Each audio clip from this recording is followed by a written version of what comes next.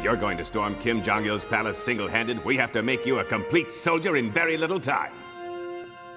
How are we gonna do that?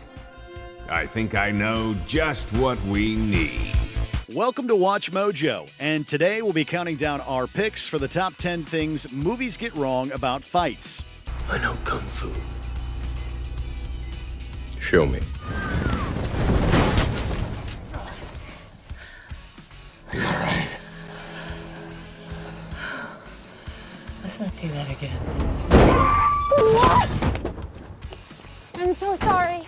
I swear I'm not doing this on purpose. For this list, we're looking at common tropes seen in movie fights that have little to no basis in reality. Considering how long cinema has been around, there are a few movies that get it right, but they are the exception to the rule. Let us know in the comments which ones you think get it wrong. Let's do this. Number 10. You can survive a huge fall by landing on a car. This might come as a shock, but a car is not actually a suitable stand-in for a pillow. All right. Let's not do that again. Throughout movie history, countless heroes avoided death after falling from an incredible height by landing on the hood of some poor schmuck's car.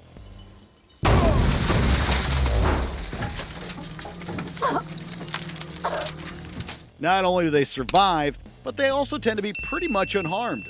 Although cars are designed to absorb hits, their purpose is to protect the passenger and not a falling actor or actress.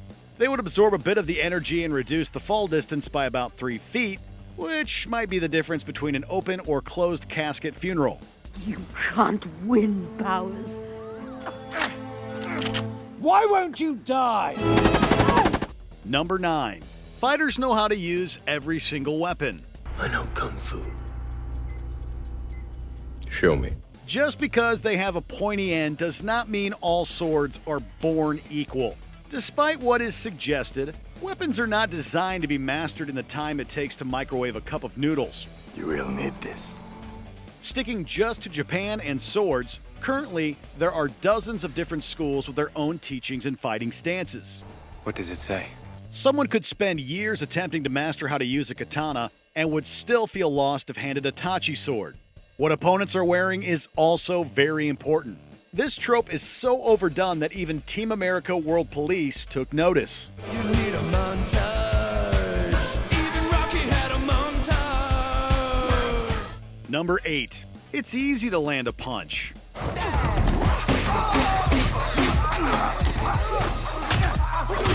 Ever been in a real fight? Remember how many punches actually landed? If the answer was more than one, then consider joining the UFC. In a movie fight, it's uncommon for a punch to fail to hit skin. And on the rare occasion where a punch is actually dodged, it is treated like an incredible skill.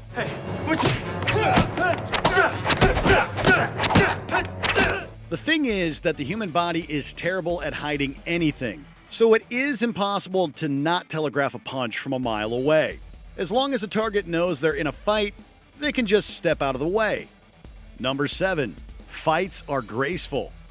What is one thing that a dance and an on-screen fight have in common? They both come with a choreographer.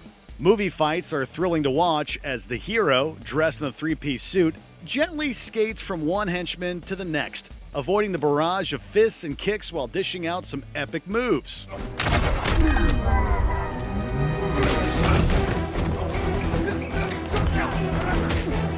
It is not enough to win. They must look good while doing it. One adjective that has never been used to describe a street fight is pretty.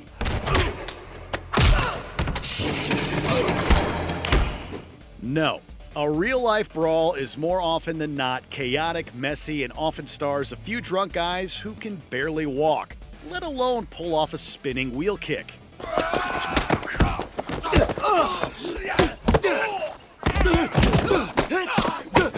Number 6. Every fight is a fight to the death. Hello. My name is Inigo Montoya. You killed my father. Prepare to die. Can't we all just get along? No?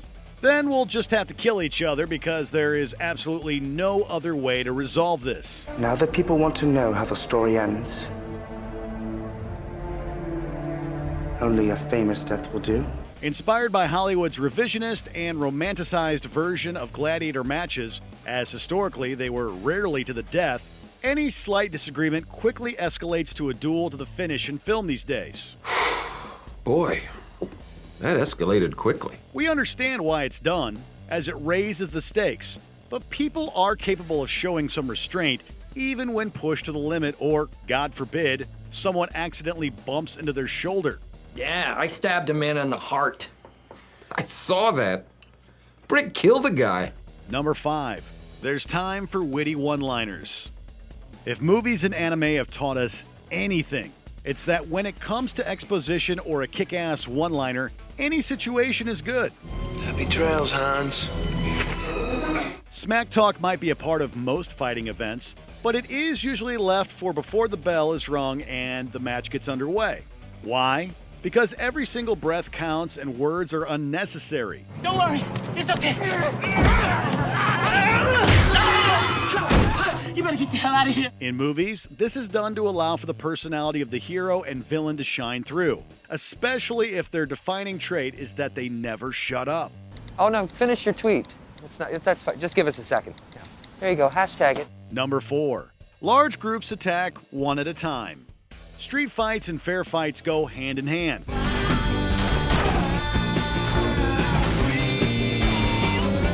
Oh wait, something doesn't feel right here. If there is one unspoken rule of a movie fight, it's that the henchmen should give the hero space and take them on one or maybe two at a time.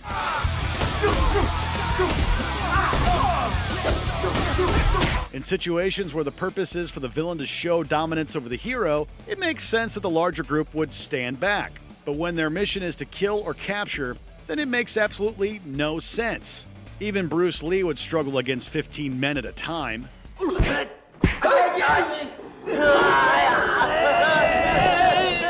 Number 3. It's relatively easy to finish a fight.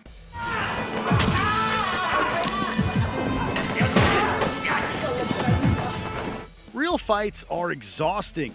It's not just getting hit or dishing out an ass whooping, but the mental strain of knowing you could be in for a world of hurt.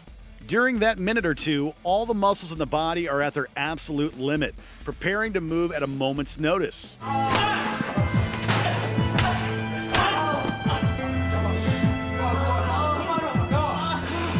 Highly trained fighters who spend months preparing for a single match need to take a break every other minute, as otherwise their bodies would not last. So yeah, just because someone can go for a 30-minute run does not mean they can last in a half-hour fight. Number 2. Both fighters know how to fight. We have a slight confession to make. Everything we know about how to fight we picked up from the movies. After all, if Snow White is capable of leading an army without any training, then we should be able to master karate by sitting on our behinds, right? So you're back from the dead and instigating the masses? Unless centered on a comedic sidekick, everyone in an action movie seems to know how to fight or use a specific weapon.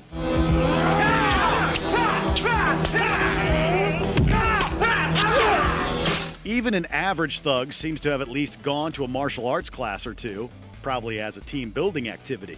Okay, one-sided fights are pretty dull, but hey, so is real life.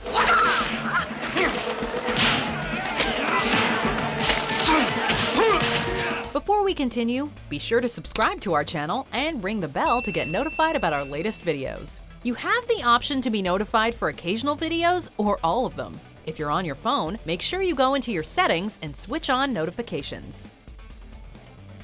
Number 1. Characters almost never get concussions.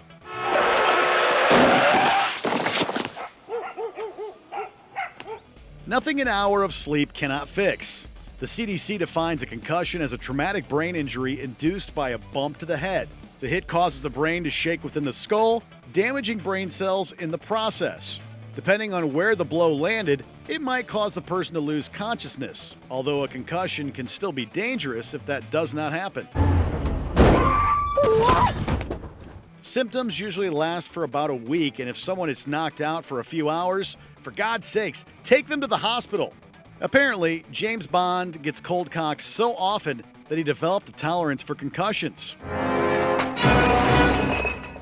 And he's not the only one, in the movies at least. Do you agree with our picks? Check out this other recent clip from WatchMojo, and be sure to subscribe and ring the bell to be notified about our latest videos.